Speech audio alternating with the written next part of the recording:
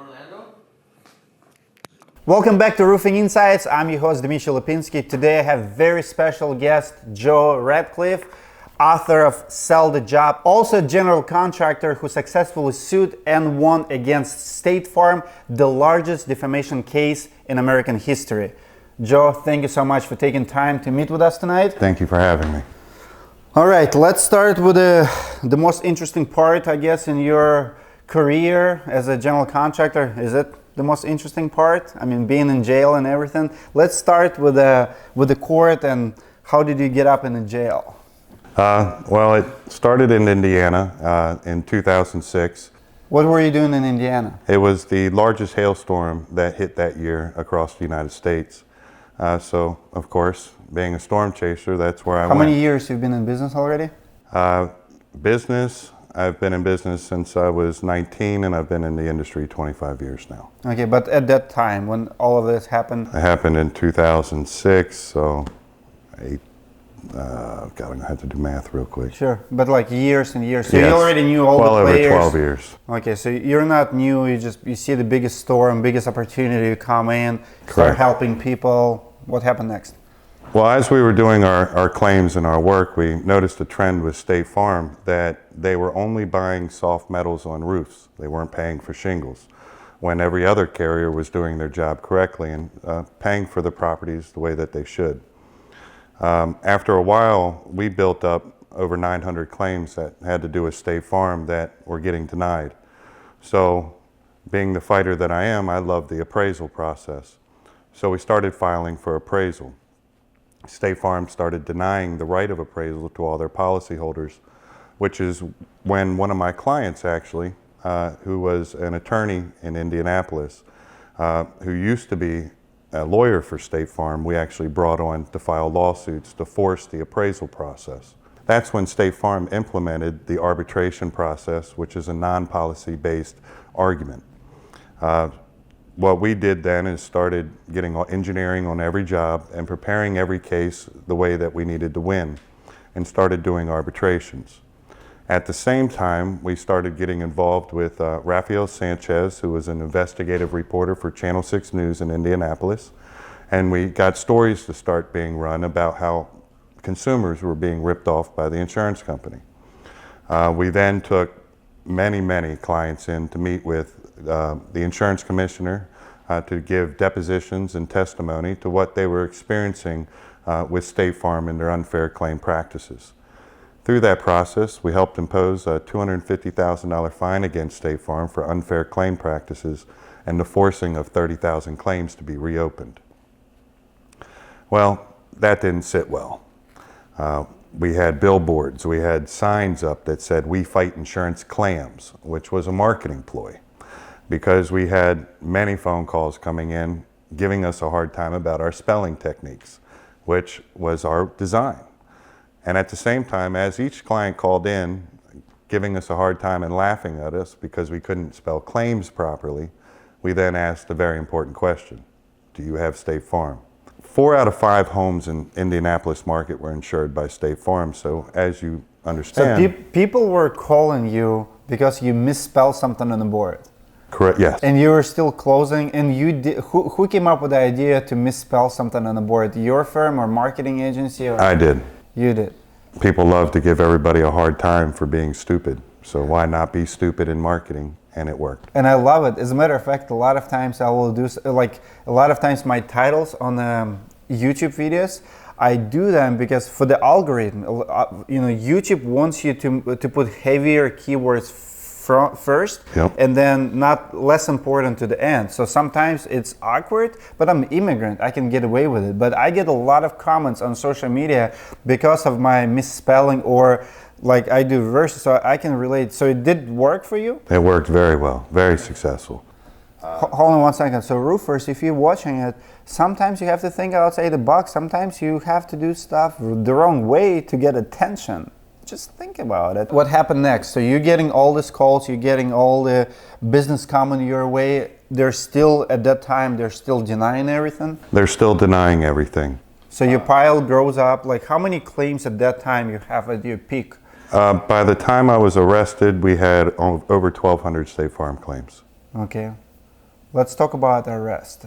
Well, it's also important to note that during this time, the reason State Farm was so successful is fighting an insurance company and taking it to the next level of the fight is a very dangerous way of doing business, because you get a bullseye put on you because you're stirring the And pot. they have money. I mean, they have a lot. I mean, Yes. how many news clips? I mean, they can buy lobbyists, people in the government. They own football stadiums. I mean, that's what they do. They don't pay claims. They invest in marketing, which brings in more money. And lawyers. Yep, they're not in business to pay claims. They're in the business to collect premiums. So in that market, every contractor didn't know how to fight, or they were scared to fight, so they turned away everybody with State Farm. We were one of the only contractors taking State Farm claims, which allowed us to grow that many files. That's not a normal market. You know, when we're dealing with how can you have 1,200 State Farm claims? We were the only ones fighting. So as we started getting into the arbitration process, we were winning 99% of the time. That was pissing off State Farm. We had news stories running. How many jobs you won that way? 99%. So, but like Out of 1,200. So you won all of them? Yes. So does it mean that they have to pay for them? So Yes. Arbitration is a binding. Okay. It's just like the appraisal So process. you were getting all of the 1,200 jobs. How Yes. much did it cost you to go through the process, like lawyers and everything? $750 a property for engineering reports. Okay. It was an investment that I felt was worthwhile, and that's something that we did not charge our clients. We absorbed through our profits. Really? So you paid $750 to win each one of those jobs? We had So to if have you- engineering. If you did 1,000 jobs, it's a big bill. What is it, like 75,000? I mean, 1,000? for 1,000 Yes, rules. $75,000 roughly. So you paid $75,000 worth of engineering reports that you can't charge customers, but to do, okay, I see. Yes, which when you're fighting a claim in that level, a consumer, in our pitch to the consumer, in our sale, we're telling them the only thing you have to pay is your deductible. Yep. So to come at them and say, now you have to pay for engineering, now you have to pay Of for course. lawyers, that's not But where we need will to be. lawyer fees covered? Or like through arbitration? Now, if I talk about the lawyers that we spent, I probably spent $250,000 on the law firm. To get those 1,200 jobs? Were you still making money after all of the expenses? Hand over fist. Huh? Hand over fist. Yes, a lot of money. Really? Because you have to, it's all about also setting up your proper pricing with your distributors and negotiating out pricing properly, taking care of your crews, paying good wages, but having the volume where you can get better pricing.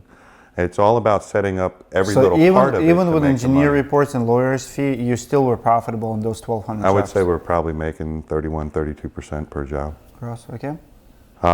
So as we were winning, as the news was going, as they couldn't shake us, and we were really kicking their butt from here to Sunday, that's when the floor fell out underneath me. We were on our way into an arbitration. It was in Fishers, Indiana. It's a 5-story building. I just pulled up. My sales manager just pulled up beside me. My clients were walking down to meet us. My engineer just drove by and was parking, and I was reading the file. And a gentleman came up to me and said, "Are you Joe Radcliff?" And I looked up. I said, "Yes, how can I help you?" Next thing I know, there was guys jumping out from everywhere with gun drawn, saying, "Freeze." I sat there, shocked, going, "All right, what did I do?" Trying to think, what have I done that is going to do this? That's when Don Spires, who was a manager working for Worley, who was under contract with State Farm, walked out of the building laughing and pointing, and I instantly knew it was State Farm. My sales manager, who's a redhead and real red complexion, turned whiter than a ghost. He didn't know what to do. And so I got arrested. I had my one phone call. I called my office manager and told her, call the lawyer, call the bondsman, and then call my wife and tell her everything's okay. Little did I know what it was going to blow up to. I made CNN, I made the front page of the paper, I was on all the local news stations. I had 14 felonies put against me, insurance fraud, racketeering. I literally had Al Capone status. You're a bad guy. Yeah, that's what everybody thought. And that's what the news coverage was, that you're the bad guy. Yes. What were the news were saying? Like, be careful of this guy. This is a bad guy, bad story. Don't do business with. He is a We Al lost Capone. $10 million overnight. I had ABC, which is one reason I don't like them very much, pull all my product from every job in every state that I was in. What do you mean pull out? Like, They went and picked up all my material that was delivered to every job out there. And I was primarily using ABC. And you're talking, at that time, we were running 5 offices, doing 100 roofs a day with all the offices. Easy. and it's all because of pretty much like somebody at ABC watched the news. Like, no, we're not gonna do business. We're not going to do business They with a become political. contractor. But nobody had a judgment against you yet. I mean, it was a charges. You were not convicted, or were you? No, not at that time. This happened literally the day after I got arrested. All material taken. We had clients demanding money. Is it back. because? All right. Let me ask you that about ABC. Now that I'm thinking about it, was it because of them thinking about liability, like you going out of business, they're going to lose all of it? I would say it would Was have it to be image or liability? Image, because they have no liability. I would say, actually, let me correct myself. It might have been liability because at the time I probably owed them over $500,000. Because that's where I'm going with it. Like, for me, like, I understand what you're saying, but like, if I'm a business owner, I'm doing business with someone, and I see him in jail and all the news coverage, I'm like, okay, this guy is going out of business. He's buying from me all of this. You know, I'm risking all my materials. Yes. Like, maybe that too. But I'm In not trying to justify that. In the business world, if I take away my personal feelings from it, and I look at it strictly from a business position, where 9 times out of 10 when somebody's arrested for fraud and it's to that level, most of the time it's true. Wolf of Wall Street. Yeah, we see it with the check fraud all the time, with people stealing checks. You know, so it's when you see that, the instant reaction because of the industry is guilt, association to guilt. So with them pulling product, although with me it hurt. Of course. But with them, I can see the proper business, something I probably would have done myself. Okay, walk us through what happened on the back end. I mean, I would think that police and whoever was it police, FBI, or who was behind it? Well, how it all, through the hearings and through discovery, they supplied like 1.5 million documents. Okay. Now, the lawyers that I hired, they were big tobacco and big oil lawyers, had no idea about insurance. So I had to educate them on the whole industry of how it works. I had to go through the 1.5 million documents to find the evidence so I could show them the story. Because even when I first met them, they weren't going to take the case because of the stigma behind insurance fraud. But after they met me, they met my wife, and they heard my story, and they really just probably watched my body language and how I talked, and decided to take the case, thank God. And but going through all the discovery, what we found is State Farm tried to bribe my clients, telling them, we're not paying for your roof under hail. But if you say Joe Radcliff created this damage, we will pay for your roof and we'll count it as vandalism. We won't count it against your reinsurance, which means it won't affect your future insurance, and you don't have to pay your deductible. All my clients, except for one, said no. Absolutely not. Even a pastor and his wife, they tried to bribe the pastor and his wife. And he looked at them and said, I'm a pastor. Now, we also discovered that in many of the cases, the adjuster paid for hail. But then a manager, either Don Spires or Mike Abel, who was also a manager for Worley, then stepped in. And that got changed from paying for that roof for hail to denying it through vandalism. We have engineering reports that said this is just natural damage, which is typically the engineering reports that we all see in the industry, that this is just natural damage, to a manager stepping in and that engineering report now being said man-made damages. We also discovered that the marketing department of State Farm was involved into this. And they said, we need to turn the tide and rebuild our name in this market. We insure 4 out of 5 homes. We need to accuse the accuser. Exact words in an email to the CEO of State Farm, who was also involved in this. This wasn't just a couple low-lying guys getting involved. I stirred the pot all the way up to the top. Sure. Now, through all this discovery, we found that the fraud. Now, the way that the insurance works to get to law enforcement is there is a middleman, the NICB, the National Insurance Crime Bureau. The insurance company is required to turn in all evidence, including stuff I supplied them, to them, and then they take it to the police. What we discovered is that State Farm did not turn over any of my evidence, none of my engineering reports, none of my photographs, none of my estimates, nothing. They didn't turn in the original engineering reports, the original adjuster reports, the fact that they caused fraud or tried to bribe my clients. Didn't turn any of that in. The only thing they turned in to the NICB was the doctored information, the stuff that was required to be changed by the management and owners, or management and top level of State Farm. So with that, of course, charges were filed, 14 felonies. How many days did you spend in jail? 5 hours. 5 hours. What happened 5 hours later? As I was walking out of jail, I met my first attorney, who was part of the criminal side. He was on a Sedway, he has MS, really smart guy. And then 2 sheriffs walked up beside me and said the media's outside. That's when I knew stuff got serious. I made CNN, like I said, and I had phone calls coming in all across the country of people who knew me, asking if I was okay and what the heck's going on. Through it all, after we got involved in the criminal side and started going through all the evidence, the state offered me what is called a deferment. Pretty much it's a deal, because they realized, oh God, we should have done our research. They just took what State Farm gave to the NICB. The NICB didn't know State Farm withheld stuff, and NICB gave it to the police, which then went to the prosecutors, which then caused my arrest. Sure.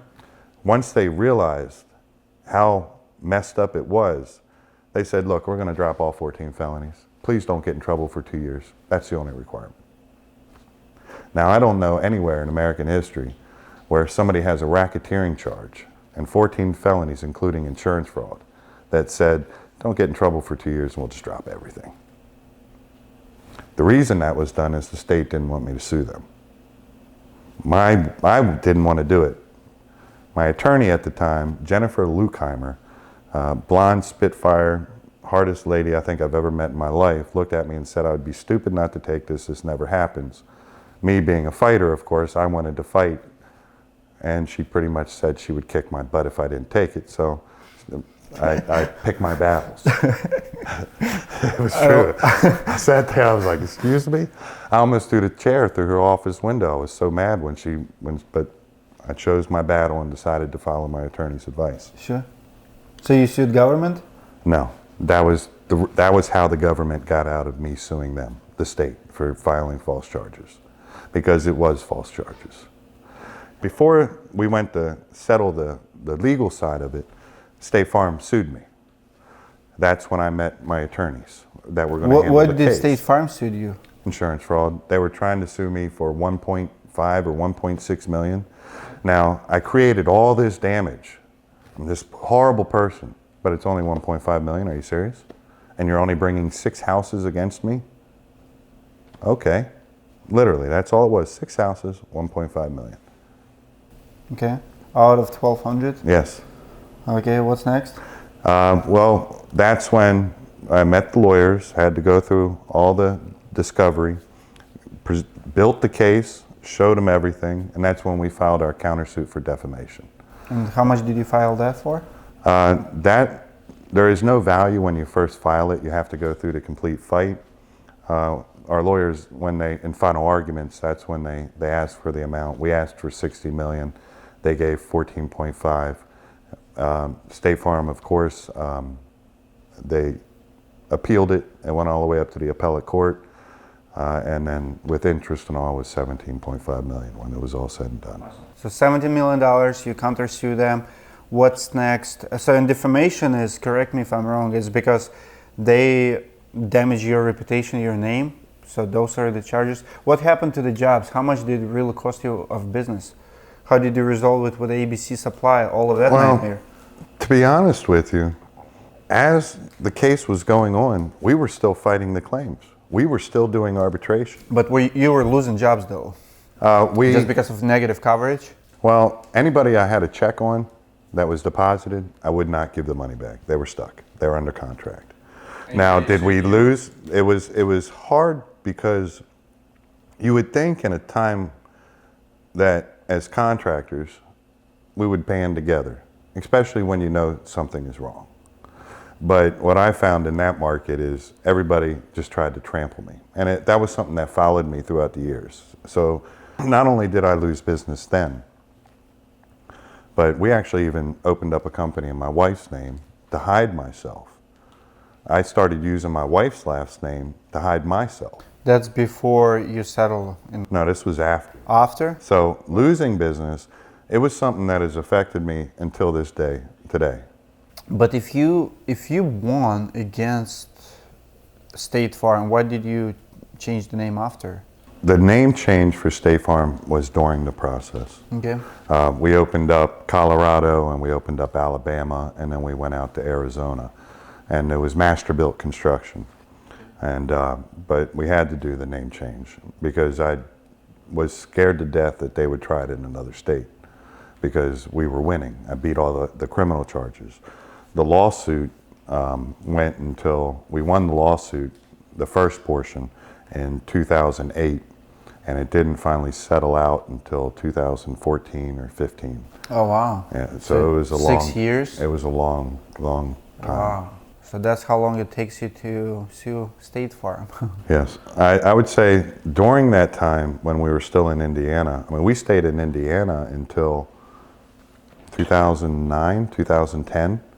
So I mean, we stayed. And once we beat the criminal charges, we stopped losing business on the scale that we originally did. We still had contractors trying to throw my name underneath the bus and bringing up newspaper articles, but nobody could fight like we could there. Awesome. And by the way, guys, we're in Orlando, Florida. So how did you end up in Florida? When did you move here and why? Well, to continue my education in the industry, I opened up an adjusting firm. It was called ICS, Insurance Claims Specialist. And we were writing for Florida family and travelers down here. And that was 2005 after Hurricane Charlie, Francis, Ivan, and Jean, and Wilma. We were down here for them all. And then I did that so I could understand the inner workings of an insurance company, of how a claim gets approved and what they go through, which helped us better understand how to deal with the adjusters in the field to get a no to a yes. So I moved down here in 2006, right before we went to Indiana. We moved down here and I opened up an office here.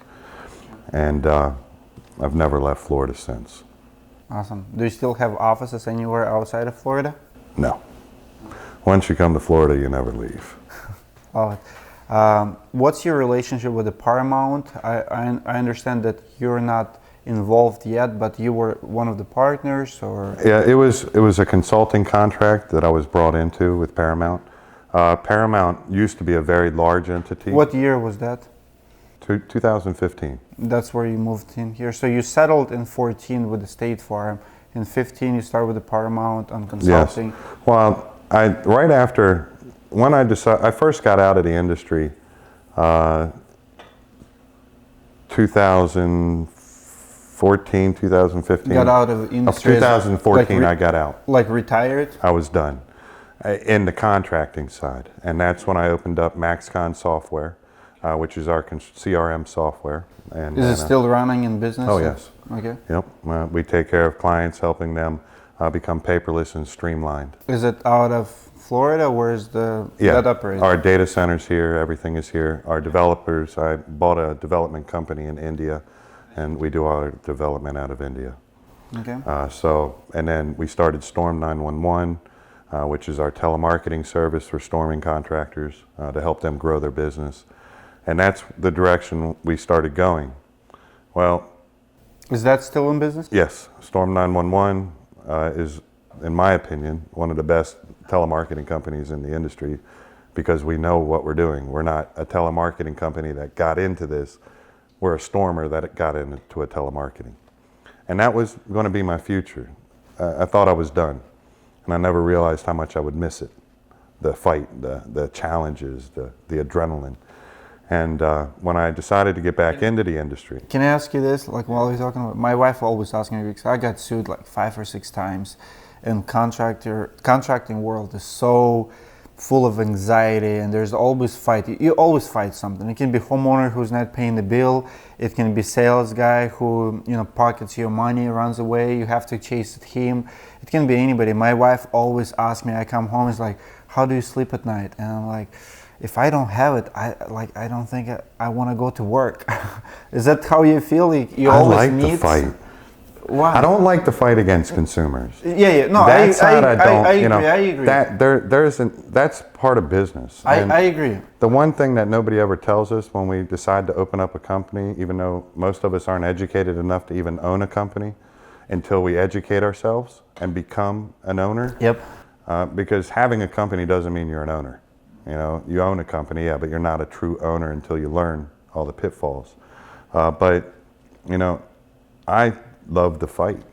Especially if it's good fight. Yeah. When you see something, don't you have it like when you see somebody's doing something wrong, you feel like somebody have to do something. Like people tell me all the time, why do you do your videos? Why do you do the scam alert videos? I'm like, somebody have to do it. Like when I see a marketer scamming other roofers, like stealing money, runs away, and roofers don't do anything, I'm like, if I don't do it, if I don't bless them out, I mean, this guy gonna run away with another 100K. Yep. Or it can be insurance company. Yep, I agree. It's somebody does, and the problem is that, and like in the industry, lawsuits that's just a part of it, and most people don't like. What does lawsuits. your wife thinks about it? She likes that I don't travel the country anymore. Okay. When I I have 4 children. I used to joke that it took me 4 kids to watch one grow. It took me to settle in Florida and get out of the industry completely to realize that I have to change the way I do business, and family has to come first. Sure. And I always thought I was putting family first, but I realized I was putting business first. And even today, it's something that's still hard to pay attention to or notice when you're doing it the wrong way. So you have Paramount, you were part from 2015. My understanding, you're no longer part of it? Yep, my contract is over with them. They used to be a large entity, and all the original partners split, and it became a shelf company. Okay. Quick question there, just because I've seen a couple articles. I didn't read them, but I see yesterday I did a post that we're going to interview, ask questions. And people dropped a couple articles about Paramount lawsuit. Do you know anything about it? It's like $60 million, something about Paramount, very recent. See, we do, down here, what Paramount does is they do the assignment of claim. Okay. And yep. once you get in, when a property is first in need, of course, they're going to give you the claim. Then once they start seeing millions and millions and millions of dollars, I think the property that you're talking about is a hotel in Ormond Beach that we settled for $7.1 million when it was all said and done. And the property wanted to make money, and of course we said no, this is not a money-making opportunity for you. This is a restoration. They did bring an attorney involved, spent a ton of money on attorneys. We ended up settling it out, and we paid them for the job, portions of the job that we didn't do. Is it Ormond Heritage, $66 million hurricane? Yeah, Ormond Heritage. They ended up paying us our emergency, which was over $2 million. That property went through 4 boards while we were involved. And that building is stacked with stachybotrys, which if you don't know what that is, that's the black mold, that's the death mold. That claim was a $60 million claim. It got to the point where we were going to have to kick unit owners out of the property because of the stachybotrys. And it was a big fight, and the property, of course, didn't like it. We went through 4 boards of them trying to get us out. Finally, the last board created so much problems that I looked at the partners of the company. I was like, you know what? let's just get out. If they don't want to believe that there's stacky botchers here, they want to die, that's on them. And we need to be done with this and we need to leave. What is Aerial Syndicate 1910? That's the carrier. That's what? The carrier. Carrier? Yep. Yeah, we filed a lawsuit against the carrier. And then the property, the original lawyer for the property was actually working with Paramount, and we were all a team. The board, their lawyer, our lawyer, and Paramount were a team that was working well together. They fired that lawyer because they didn't like the fact that he was reading the reports and agreeing with us and all the experts that we brought in. And they hired a new lawyer, and that lawyer, in my opinion, didn't know his tail from his head and decided that was his way of making some money. And we ended up just giving them the claim back and taking our emergency money. And they still haven't done the repairs. Next question comes from Robert Graham. What happened to The NIRC.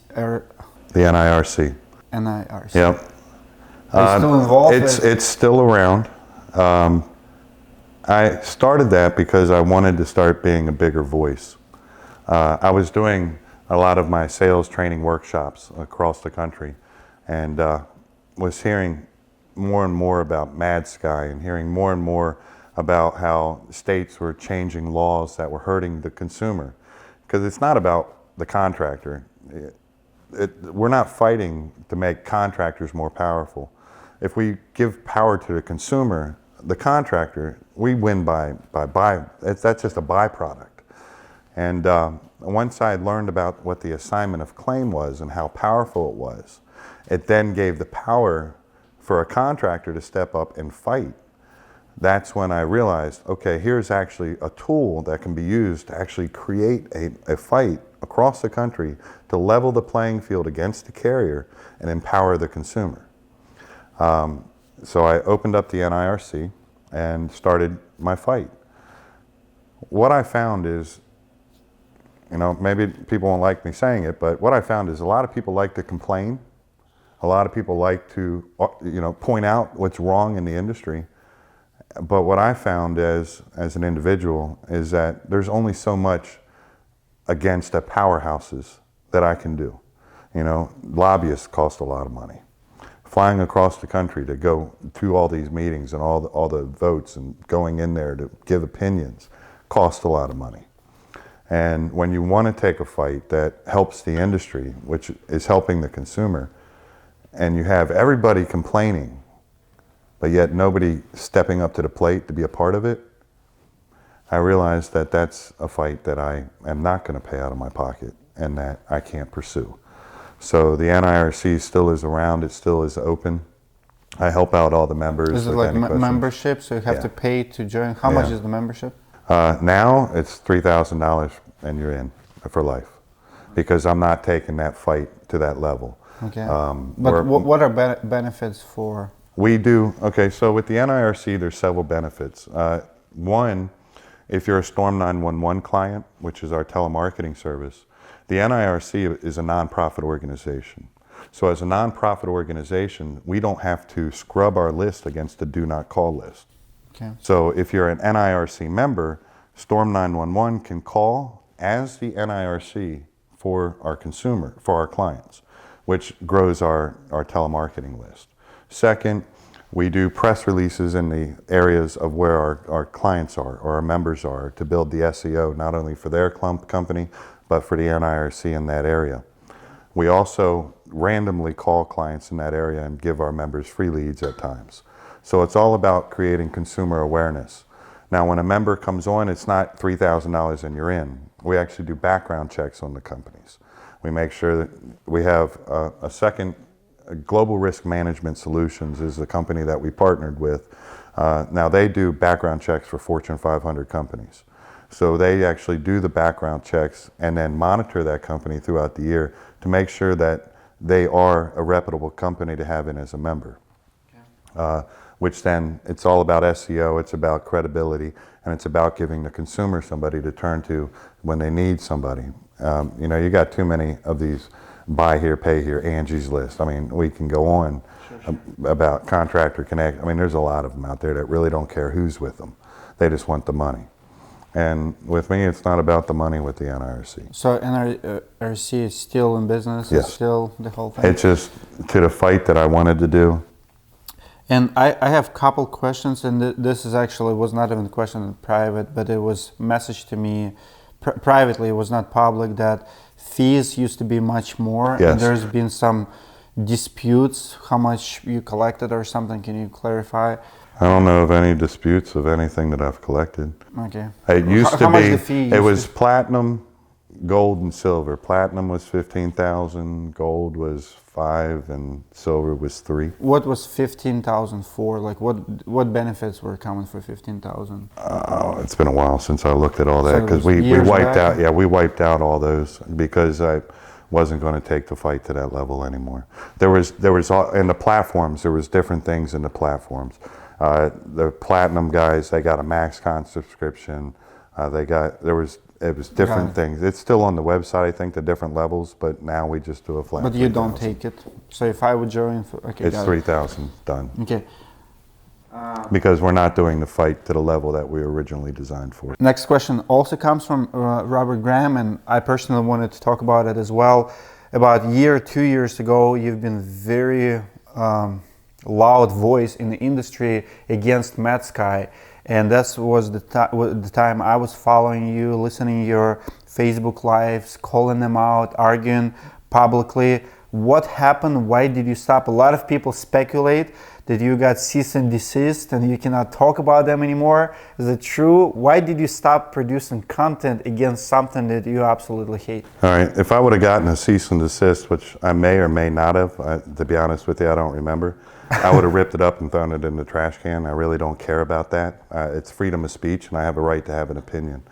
That is something, MadSky and other platforms of that nature is going to be the death of our industry. It's particularly in MadSky. What other platforms there is right now? So there's MadSky. Contractor Connection. So, but there's few players. There's a handful of them out there, more than we want to have. Okay. And it's going to be the death of our industry. Why? Why do you think that? Well, to put it out like L.C. Nesbitt, he's a sellout. You know, why is it going to be the death of our industry? It's because they're devaluing the work that needs to be done. They're taking away the profits that need to be brought into a company for it to be sustainable and growable. They're taking away the bonuses as contractors that we get for buying product, our rebates, they're keeping. They're having you buy their product through their program, so that way you're not growing your credit ratings. By devaluing it, they're bringing in, if I want to remember correctly, it was 7% that a company would make on a job, 7%. That's a lot. Now, if you pay your sales reps a percentage, and you pay them 50%, let's just say 3.5%, that's less than a 30% salesman. An average 30% salesman makes between 10 and 13% of the job. So when you're looking at that, the numbers, that's taking a company that could grow and be successful and keeping it small and keeping it closed. Plus, you can't fight for overhead and profit on roofing. And you have to type the estimates the way that they want them typed, which means you're actually removing line items from the job. You're allowing carriers to improperly pay claims so you can make a profit. Now, LC, we all know Aspen. I wouldn't have wanted to work for Aspen if I had a chance. They're one of the worst companies out there. Everybody knows that. Now, with that, they're still that way today. They haven't changed. But he went from being somebody who fought against insurance companies and, in my opinion, did homeowners wrong, to being a sellout to the carriers. Now, he's not doing that to help the industry. So his background being storm chaser, Yes. storm restoration contractor? Yes. He's not doing that to help the consumer. He's not doing that to help contractors. He's doing that to fatten his pockets, and that's it. Which means he only cares about himself. He's not doing it to help contractors. Well, he's a middleman. And middleman, he's pleasing contractor. He's moving a lot of money through him, making. I mean, he's pleasing the insurance companies. He's not pleasing contractors. True. He's baiting contractors to come in. Now, anybody who's gone in, who knows this industry, knows how to grow a business, knows what a successful profit margin is to sustain your company and have it grow. goes to him, they'll do it for a short period, and then they'll leave. So numbers don't lie. Would you say that numbers that they offer are suicidal for profitable business? I think that their target market is retail contractors who don't understand the insurance restoration industry, who are used to low profit margins, who have to do an incredible amount of volume to just break even. Like new construction guys, maybe? Yes. Because new construction, like once I look at the numbers, it's similar to new construction. When you don't have to do marketing, when you have one account, one builder, Yes. you sell on volume, you don't have to remove, you just put in, you have small fee to install. I mean, you have cheaper builders grade materials, Yep. and your margins are small, but you're used to it. And now you can get it from insurance companies. So Yep. insurance company essentially becomes a builder, and you have a middleman who's pocketing the rest. I mean, he's pretty much like agent. He's really not a middleman. I mean, the way I look at LC and MadSky is it's not a middleman. What he is, he's like the devil wears Prada. I mean, he's the one that's orchestrating the ripoff of the consumer to be able to happen. If LC wasn't sitting there with MadSky and the other platforms like him, if they were not sitting there giving the insurance company a platform to rip off their consumers and devalue the work that is out there and destroying this market, it wouldn't happen.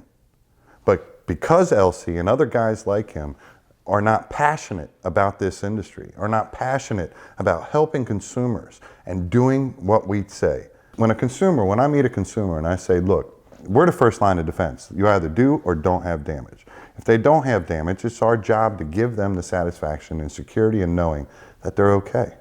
But if they do have damage, it's also when we look at them and say, I'm going to fight for you. That's because we want to help people. LC don't want to help nobody. He don't care about nothing except for what goes in his pocket. That's plain and simple. I mean, we tried it at our roofing business, and I have a lot of roofing insights.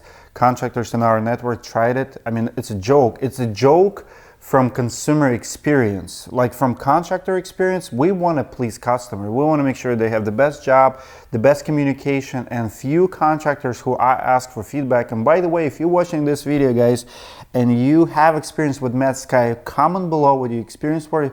I see some guys, work it out, and they say it's worked for them for cheap leads, getting first, on the job, getting first in the storm areas because they have insurance leads fast, and then they door knock from them. If you made it work for you, how do you work it? I know a lot of you who shared feedback with us told me that it works because they pretty much MadSky deploys them in an area where they got hit, so they get low-hanging fruit first, but then they actually make money not from those jobs, but jobs from referrals because they were in the neighborhood. So if that's what you're doing, I want to hear from you. Comment below. If you tried it and you absolutely hate it, please share your story. I like reading my comments. I want to see where the talk is. I don't want to be irrelevant. I don't want to sit with one guy who shares my opinion. I want to listen to all of you, and if it works, maybe it's only me and Joe who thinks it's a joke. Maybe all of you loves them.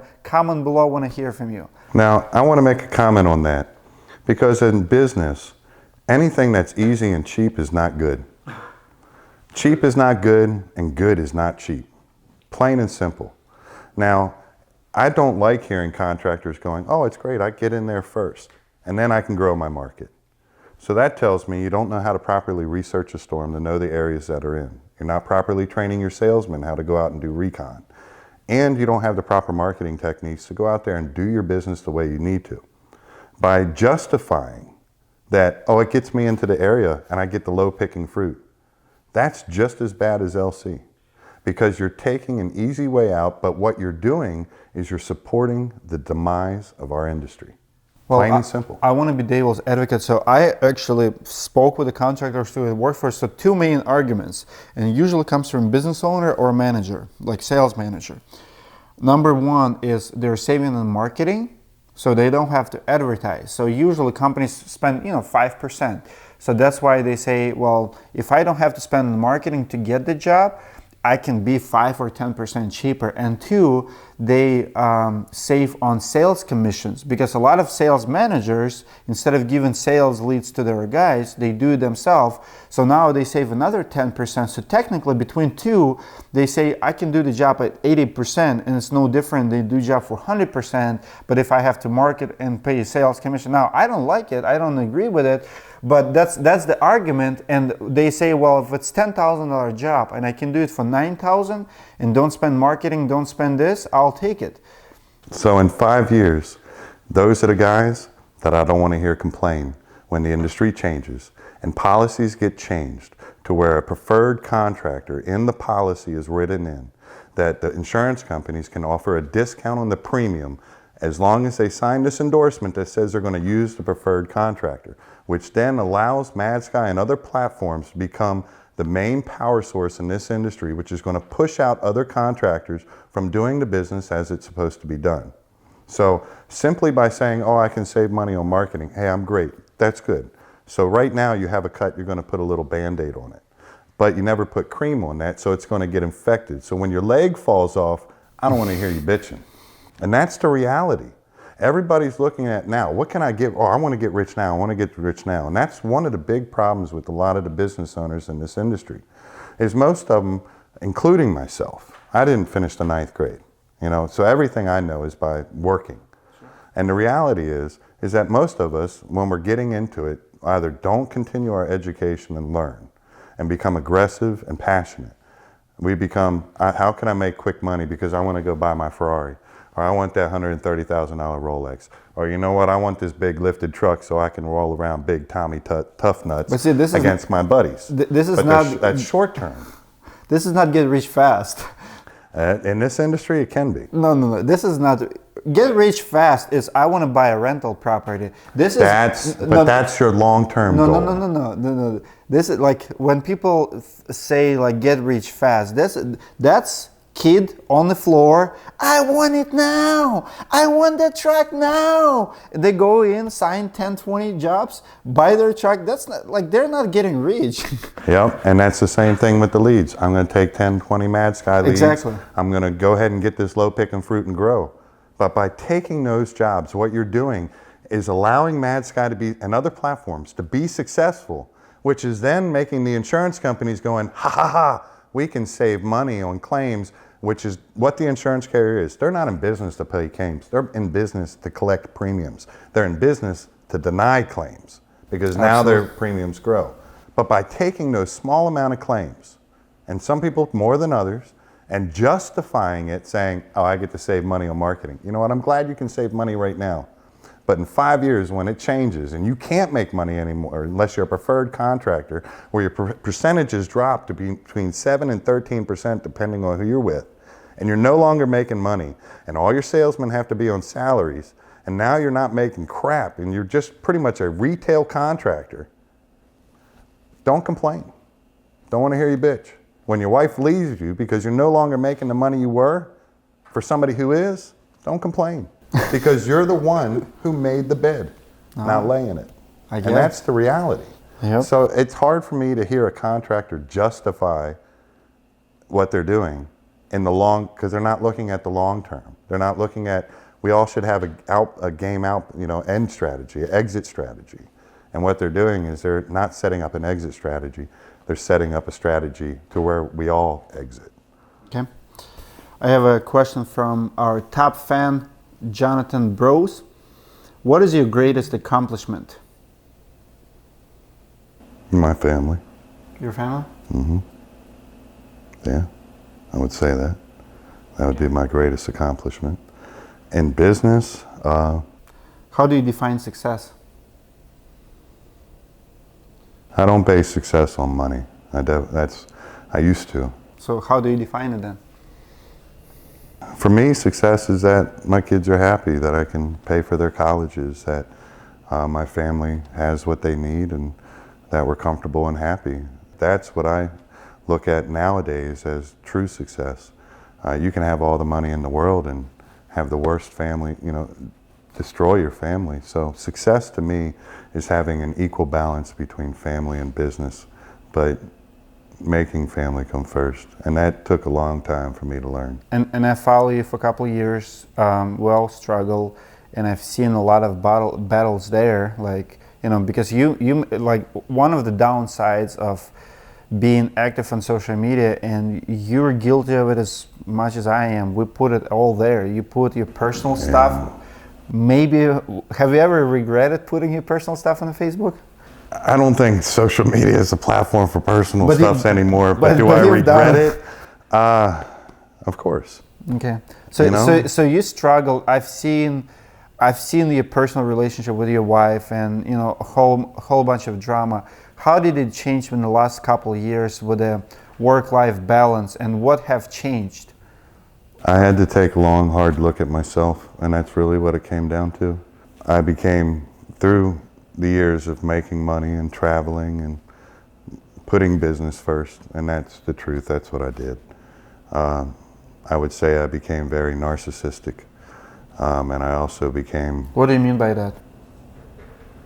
I only cared about myself. Okay. Selfishness. Yeah. And self-pleasure. Yeah.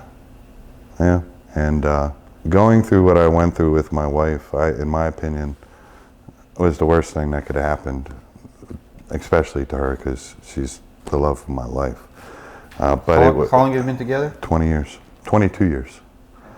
But it was an opportunity that I had to take of self-improvement and to really look deep into myself and actually get professional help to help me look at myself and reprogram my thought process, the way I looked at life, the way I looked at money, and the way I looked at self. When you say professional help, like rehab or? Oh no, counseling. Counseling? Yeah.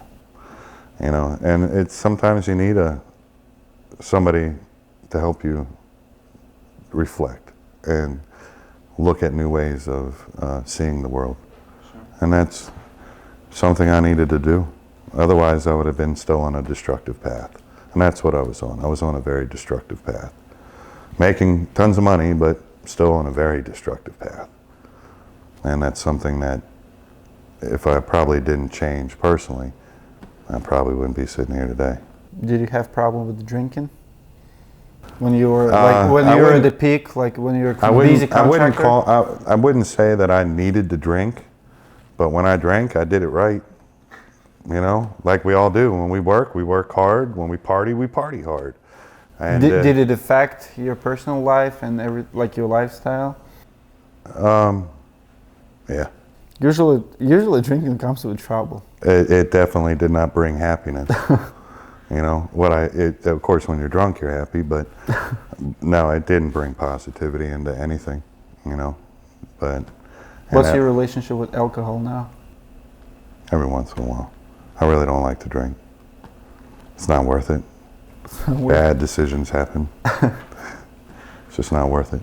What advice would you give somebody who is just getting started in a business and just start feeling this early success? I know a lot of guys, I've met like 20-year-old kids who go in, knock at first 20 doors and sign 10 contracts, and all of a sudden come to the office with $100,000 in checks. Give advice for somebody like that. I would say it has to do, there's different advice for different positions. For an owner, my advice would be to get a mentor. Somebody in the industry that you can turn to, which is one of the things I do through Sell the Job. But it's getting a mentor that you can talk to, bounce ideas off, and get pointed in the proper direction, because the reality is we've made those mistakes already, you know? I've made a lot of mistakes. I've done a lot of good, but when you come from nothing and all of a sudden you're making it, there's a lot of bad decisions that happen. And fast. Very fast. And a lot of times you don't even realize that they're bad, or you know they're bad, but yet that keeps on happening. And even in business, the decisions that, you know, different marketing, that it's good to have a mentor that you can talk to that's done it and been through it, that you can bounce ideas off of and talk to. And I would say it's more important to build the reserves for a company and have your company grow before you start spending all the big money. For a sales rep, it's more of the same thing. You know, it's you're always thinking of the end game. You know, it's once anybody starts making money, they want to spend, spend, spend. But I always try to make sure that you can have at least 6 months of everything paid in the bank and keeping it there. And that way, you never get down to zero, where now as a sales rep, you're hurting. Because I can't tell you how many $1 million players come in needing a draw. Oh yeah? You know, oh, I'm $1 million player, I'm the best one out here. By the way, can I get a draw? You know, it's bad business. And as an owner, that's something, as owners, we have to look at our company. It's not just about making money. It's about growing your team and growing a successful company. And that takes an investment of educating not only yourself, but your team. Love it. Absolutely love it. What advice would you give to someone who's starting working way too many hours on a work-life balance? I see some guys would never work past 5 o'clock, would never work Saturday.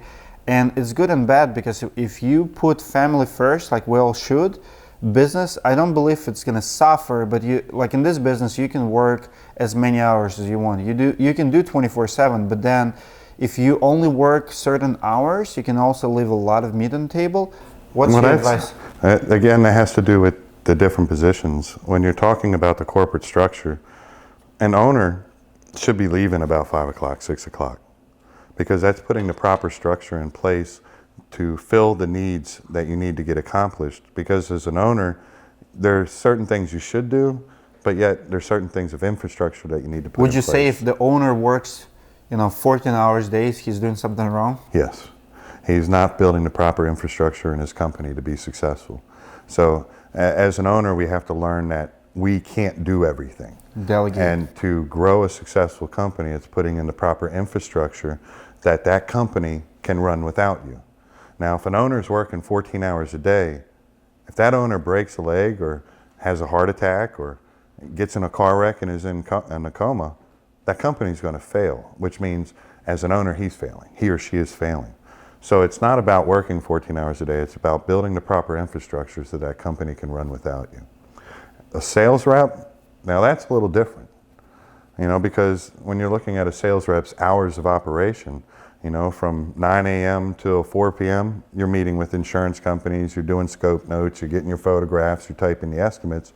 But from 4 until 8, depending on the sun, what time of year it is, that's your new business opportunities for residential. Commercials during the day.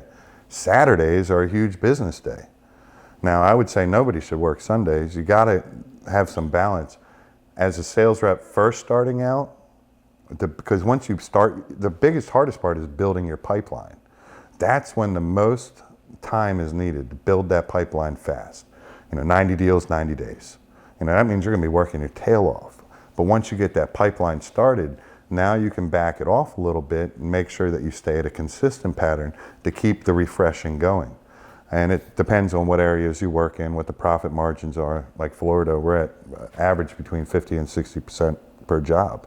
So the pipelines are smaller or bigger if you want to make more. But when you're talking about up north at the 32%, you got to manage your pipeline, and that's all about creating the proper balance. So at the beginning of the seasons when you really rock it, once you build your pipeline, you can then start stemming it off. But it's very important to recharge yourself, keep in tune with yourself, and also spend the time with your family, because like I said, I used to joke that it took 4 kids to watch one, and that's something I regret every day. Awesome. I have just a few more questions. One is coming from Sean Cooley. How do you survive and excel with so much competition today compared to years ago when all of this information wasn't advertised for free all over social media?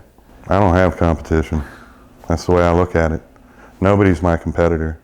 See, I look at it in the way of, one, I never steal a job from another contractor. They're not my competition. They're my partner. They're my partner in the industry. If I can help my competition, my partners, become more educated in the industry to be more successful, and that we all look at it the same way, they're no longer competition.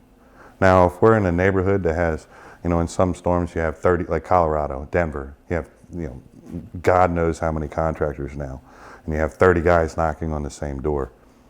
That's all about presentation. It's about connecting. easiest trick when you walk into somebody's house, you have to pay attention to what's surrounding them. Do they like fishing? Are they religious? You know, are their kids very important? Finding that common bond. You're in competition with yourself. If you block everybody else out and you go in there and you're the only person there, because you are the only person sitting there, you're in competition with nobody but yourself. Wow. So you have to learn how to connect with that consumer, have a relationship with that consumer, kill them with knowledge about the industry. And that's what I do.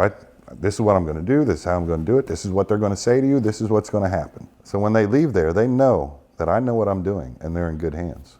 So if you worry about everybody else, if you worry about everybody else, you're going to be too wrapped up on them instead of yourself and what you got to do. Winners focus on winning, losers focus about everybody else. On winners too. Another question is it better to be an owner or Rockstar sales rep working for a reputable contractor? I think as a sales rep, working for a reputable company, that you shouldn't give it up unless your passion is to be a business owner. But, you know, as a sales rep, it's about understanding, one, where my bread and butter is, which is residential, and educating myself into the commercial market and spending time there. Because I know sales reps that make $2-3 million a year. Mm-hmm. Making $2-3 million a year, only worrying about themselves. And their jobs. Even if you're only making $100,000 or $250,000. Making $100,000 is more than most of the population makes out there. And a lot of business owners too. Yeah. You know, most people make between $50,000 to $75,000 a year. A COO makes on average $186,000 a year. You know, and that's statistically what they make. So if I'm a sales rep and I'm making $250,000 a year, I'm only worrying about myself. I'm setting my own hours and I know how to sell. Why in the hell would I take on an ownership role? Were you ever tempted to do that for somebody else versus to run a business? When I first started working in this industry, I answered an ad. You know, I used to work with Service Master, ServPro, Paul Davis. I was an estimator doing fire and water. That's when I first got into this industry. And then one day I was like, you know, we had our first son, Trenton, Shannon and I knew I had to make more. And I read an ad in the paper that said, you want to make $100,000 a year roofing sales. I was sold. So you're type of the guy who will reply to the ad about... I was done, sold. $100,000 a year, that's double what I'm making now. I'm sold, I got a kid, I got to go. And that's when I was introduced to Hale. Did you make $100K that first year? I did $1.6 million in my first 6 months. I got ripped off by my owner by $80,000 right after our Vegas trip, and I lost surprise, 10 surprise! grand. Welcome to the industry. That was the rude awakening. I was his top guy. So 1.6 million. How much did you get paid? How much were you shorting? I don't remember how much I got paid, but I know I got ripped off for 80 grand. You know, we just went to Vegas. I lost 10 grand that I took there. My wife started freaking out. My response was, I'll go sell a couple more roofs. Don't worry. You know, making money. And when I got ripped off, he gave me a $1,200 check, and I turned in, it was 80 grand, because I turned in for all my pre-commissions, everything. I was like, I need to load back up, man. I walked in the office that day. I got a $1,200 check. It brought me to tears. And that's the day I opened up my company, and I said I would never work for another person. Wow. And I never have. And so that was one of those things that I would never get ripped off again. So that's what drove me to ownership. Now I can't imagine just selling. You know, I've already got the taste. But for a sales rep who's making good money working for a good company, my advice is screw owning a company. Don't do it until you get ripped off. Educate yourself, store up your money. If it's good company, we have company in our neck of the woods, Linda's Construction. I think they have over 200 people who made $250,000 a year between sales guys and production and managers. Why leave that? Why leave that? I mean, if you have good company who takes care of the people, it's not. And I tell people all the time, like my sales guys, they can. 3 years ago, I have a siding sub who made $140,000 a year.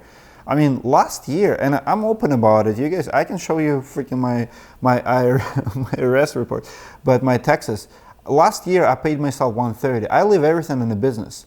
Like $130, that's my last year tax return. And I run $5 million business. I can do more.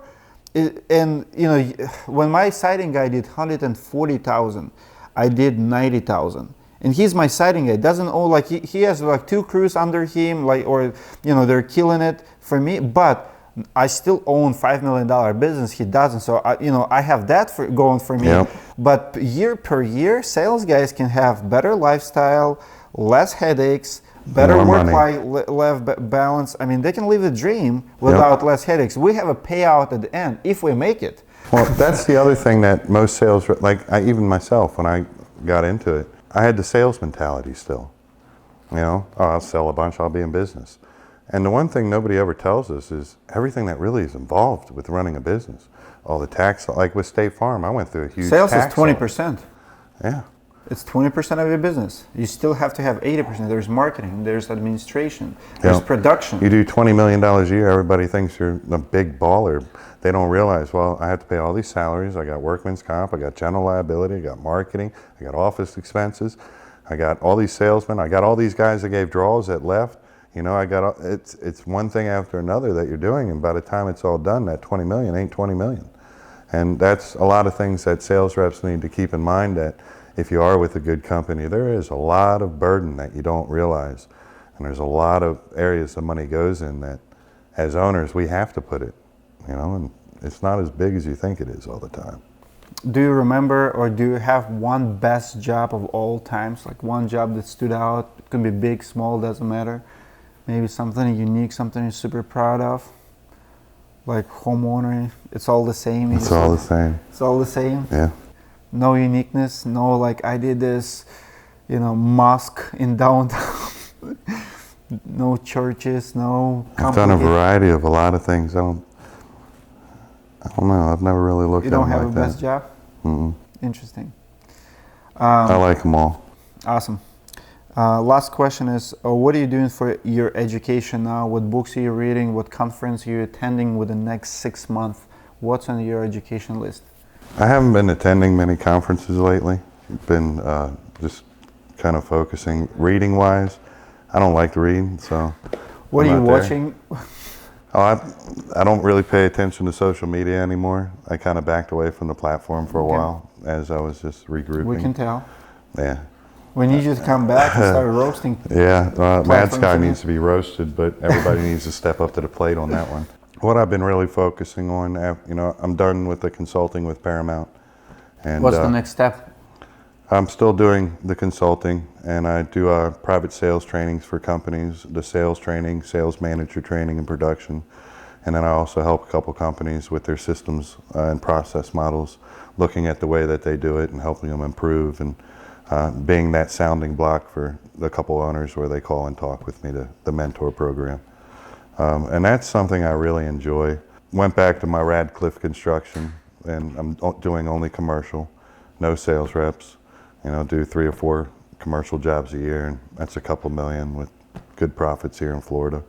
So really, it's getting back to helping companies and working on my training. I am working on another book to be released, which is more towards the commercial sales. And it's just enjoying the industry. Awesome. Well, thanks for your time, man. Thank you. It was absolute pleasure. Guys, please comment below what you think about this interview. Who else would you like us to interview on this channel? Comment below. Would like to hear from you. Maybe you have more questions for Joe. I'm gonna put his website information, his contact information, and comments in description below. Thank you guys so much for watching. If you like this type of content, our longer interviews, give me one of those. Subscribe to the channel. I'll see you guys in the next video.